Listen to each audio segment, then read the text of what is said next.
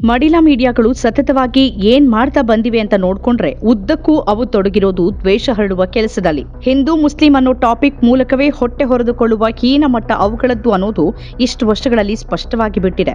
ಅವು ತಾವು ಮಾತ್ರ ಕೊಳಕಾಗಿಲ್ಲ, ಇಡೀ ಪತ್ರಿಕೋದ್ಯಮಕ್ಕೆ ಕಳಂಕ ಹಚ್ಚಿವೆ. ಮೋದಿ ಮತ್ತವರ ಬಿಜೆಪಿ ಜನರನ್ನ ಮೆಚ್ಚಿಸೋಕೆ ಅವರೊಂದಿಗೆ ಸೇರ್ಕೊಂಡು ದ್ವೇಷ ಹರಡೋಕೆ ಸಿಗಬಹುದಾದ ಯಾವ ನೆಪವನ್ನೂ ಅವು ಬಿಡೋದಿಲ್ಲ. ಕಡೆಗೆ ತಾವೇ ಕಟ್ಟುಕತೆಯನ್ನ ಸೃಷ್ಟಿ ಮಾಡಿ ಮುಸ್ಲಿಮರ ವಿರುದ್ಧ ವಿಷ ಕಾರತ್ತೆ. ತಾವೇ ತಮ್ಮ ಡಿಬೇಟ್ನಲ್ಲಿ ಭಾಗಿಯಾಗೋರನ್ನ ಮುಸ್ಲಿಮರ ವಿರುದ್ಧ ಎತ್ತಿಕಟ್ಟಿ ವಿವಾದ ಹುಟ್ಟಾಕೋಕೆ ಯತ್ನಿಸಿದ್ದೂ ಇದೆ. ಇಂತಹ ತೀರ ದುಷ್ಟ ನಡೆಗಳ ಬಗ್ಗೆ ಬೇರೆಯವರು ವಿಪಕ್ಷಗಳು ಆರೋಪಿಸೋದಾಗಿರ್ಲಿ, ಸ್ವತಃ ಆರ್ಎಸ್ಎಸ್ ನಾಯಕರಿಗೂ ಕೆಟ್ಟದ್ದನ್ಸಿದೆ. ಅಂತಹ ಒಂದು ನಿದರ್ಶನ ಆರ್ಎಸ್ಎಸ್ ನಾಯಕರೊಬ್ಬರು ಬಹಿರಂಗಪಡಿಸಿರುವ ಒಂದು ಘಟನೆ. ಆರ್ಎಸ್ಎಸ್ ನಾಯಕ ಮಾಜಿ ರಾಜ್ಯಸಭಾ ಸದಸ್ಯ ರಾಕೇಶ್ ಸಿನ್ಹಾ ಅವರು ಒಂದು ಅಚ್ಚರಿಯ ಸಂಗತಿಯನ್ನ ಬಹಿರಂಗಪಡಿಸಿದ್ದಾರೆ. ಪ್ರಮುಖ ಸುದ್ದಿವಾಹಿನಿಯ ನಿರೂಪಕರೊಬ್ಬರು ಡಿಬೇಟ್ ಸಮಯದಲ್ಲಿ ಮುಸ್ಲಿಂ ವ್ಯಕ್ತಿಯ ಚಹರೆ ಉಡುಗೆ ಬಗ್ಗೆ ಅವಹೇಳನಕಾರಿ ಭಾಷೆ ಬಳಸುವಂತೆ ಕೇಳ್ಕೊಂಡಿದ್ರು ಅನ್ನೋದು ಆ ವಿಚಾರ. पुरानी बात है, जब मैं राज्यसभा में नहीं था, एक टीवी चैनल से मुझे फोन आया. टीवी चैनल पर तो मेरा एक व्यवसाय बन गया था 4 बजे से लेकर 11 बजे तक बैठने का. आया कि आज डिबेट मैं आपसे शुरू करूंगा. मैं दिल्ली विश्वविद्यालय के रतन टाटा लाइब्रेरी पढ़ता था, वहीं बैठा हुआ था. मैं खुश हुआ कि डिबेट जब शुरू होता है थोड़ी महत्व मिलती है. फिर जिसने कहा डिबेट शुरू करूंगा, एक राष्ट्रीय चैनल था, मैं नाम बताना अनुचित है, वो कुछ पॉज दिया, कुछ बोलना चाहता था लेकिन बोल नहीं पाया. आधे घंटे बाद फिर फोन आया कि आपने बता ही दिया. आधे घंटे बाद फिर फोन आया. मैं कहा देखिए, मैं लाइब्रेरी के अंदर हूँ और बार बार आप कह रहे हैं कुछ बात है क्या. कहा सर, एक बात आपसे बतानी थी. डिबेट में जो एक मेरे मित्र अंसार रजा जी आते थे, तो अंसार रजा आ रहे हैं, मेरी उनसे बात हो गई है, उनको क्या बोलना है मैंने बता दिया. थोड़ा सा आप उग्र हुए, आप बहुत शांत रहते हैं, अच्छा नहीं लगता. तो मैं कहा कुछ बता तो दीजिए, तो मैं वैसा होता दिखाऊंगा. तो कुछ अभद्र बर्बरतापूर्ण शब्द उन्होंने मुझे कहा बोलने के लिए, दाढ़ी के ऊपर, टोपी के ऊपर. मैं कहा बहुत अच्छा, मैं जरूर बोलूँगा, कुछ और है तो बता दीजिए. फिर आधे घंटे बाद मैंने उसको फ़ोन किया कि ये काफ़ी नहीं है, कुछ और बताइए.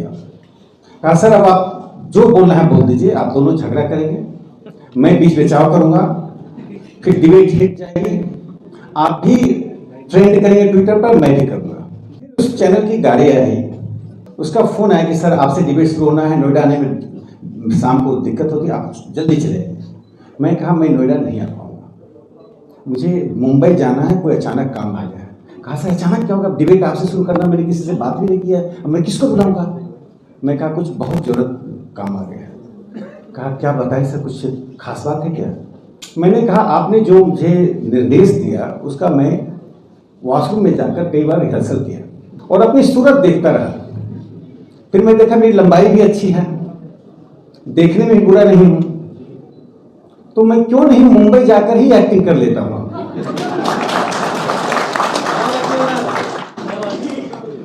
मैं इस देश में किसी का दाढ़ी नोचने, किसी का टोपी उतारने के लिए पैदा नहीं हुआ.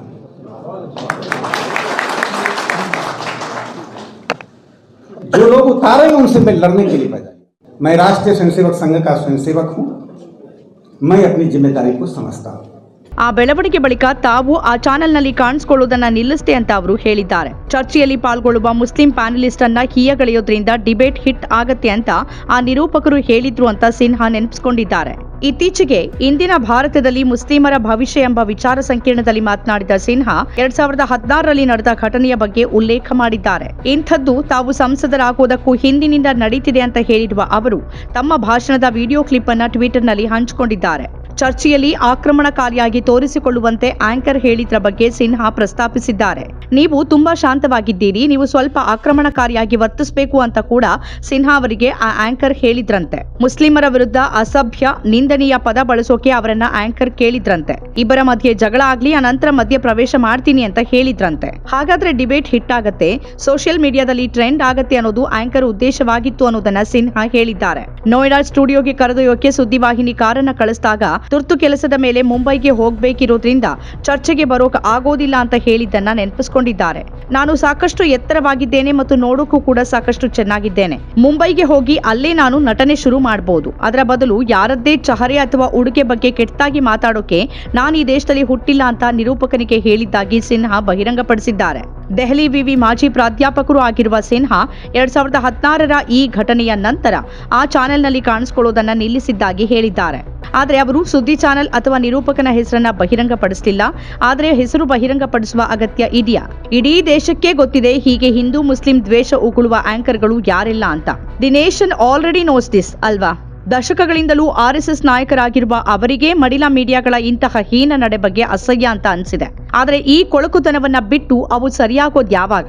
ಆರ್ಎಸ್ಎಸ್, ಬಿಜೆಪಿ ಹಾಗೂ ಮೋದಿಜಿಯವರ ಭಟ್ಟಂಗಿಗಳಾಗಿ ಹಿಂದೂ ಮುಸ್ಲಿಮರ ನಡುವೆ ಕಂದಕ ಸೃಷ್ಟಿ ಮಾಡುವುದನ್ನೇ ತಮ್ಮ ಕೆಲಸ ಮಾಡಿಕೊಂಡಿರುವ ದೇಶದ ಮಡಿಲ ಮೀಡಿಯಾಗಳಿಗೆ ಈಗ ಅವರ ಬಾಸ್ಗಳೇ ಉಗಿತಾ ಇದ್ದಾರೆ. ಆರ್ಎಸ್ಎಸ್ನವರಿಗೆ ಈ ಮೀಡಿಯಾದವರ ತೀರಾ ದುಷ್ಟ ನಡೆ ಕಂಡು ರೋಸ್ ಹೋಗಿದೆ ಅಂತಂದ್ರೆ ಇವರದೆಷ್ಟು ಕೆಟ್ಟದಾಗಿ ನಡೆದುಕೊಂಡಿರಬಹುದು ಅಂತ ಸುಲಭವಾಗಿ ಊಹೆ ಮಾಡಬಹುದು. ಮೋದಿಜಿಯ ಭಟ್ಟಂಗಿತನ ಮಾಡೋದು ಮತ್ತು ಜನರ ನಡುವೆ ಹಿಂದೂ ಮುಸ್ಲಿಂ ಅಂತ ತಂದಿಡೋದು, ಇವೆರಡನ್ನೇ ಮಾಡ್ತಾ ಹೊಟ್ಟೆ ಹೊರೆದುಕೊಳ್ತಾ ಇದ್ದ ಭಾರತದ ಮಡಿಲ ಮೀಡಿಯಾಗಳು ಹಾಗೂ ಅದರ ದ್ವೇಷಕೋರ ಆಂಕರ್ಗಳು ಈಗ ಸಂಪೂರ್ಣ ಬೆತ್ತಲಾಗಿ ಬಿಟ್ಟಿದ್ದಾರೆ. ನಮ್ಮ ಕಾರ್ಯಕ್ರಮಗಳನ್ನು ನೀವು ನೋಡ್ತಾ ಇದ್ರೆ ನಮ್ಮ ಚಾನೆಲ್ ಅನ್ನ ಸಬ್ಸ್ಕ್ರೈಬ್ ಮಾಡಿ, ಪಕ್ಕದ ಬೆಲ್ ಐಕನ್ ಒತ್ತಿ ನಮ್ಮನ್ನ ಬೆಂಬಲಿಸಿ. ಹಾಗೆ ನಮ್ಮ ಕಾರ್ಯಕ್ರಮಗಳನ್ನ ಲೈಕ್ ಮಾಡಿ, ಕಮೆಂಟ್ ಮಾಡಿ, ಅದನ್ನ ಬೇರೆಯವರಿಗೂ ವಾಟ್ಸ್ಆಪ್ ಮೂಲಕ ಶೇರ್ ಮಾಡಿ. ನೀವು ಹೀಗೆ ಮಾಡಿದಾಗ ನಮ್ಮ ಚಾನೆಲ್ ಇನ್ನಷ್ಟು ಮತ್ತಷ್ಟು ಜನರಿಗೆ ತಲುಪಲು ನೀವು ನಮ್ಮೊಂದಿಗೆ ಸಹಕರಿಸಿದ ಹಾಗಾಗುತ್ತೆ. ಇದು ನೀವು ಯಾವುದೇ ಖರ್ಚಿಲ್ಲದೆ ಕೆಲವೇ ಸೆಕೆಂಡುಗಳಲ್ಲಿ ನೀಡಬಹುದಾದ ಸಹಕಾರ. ಧನ್ಯವಾದಗಳು.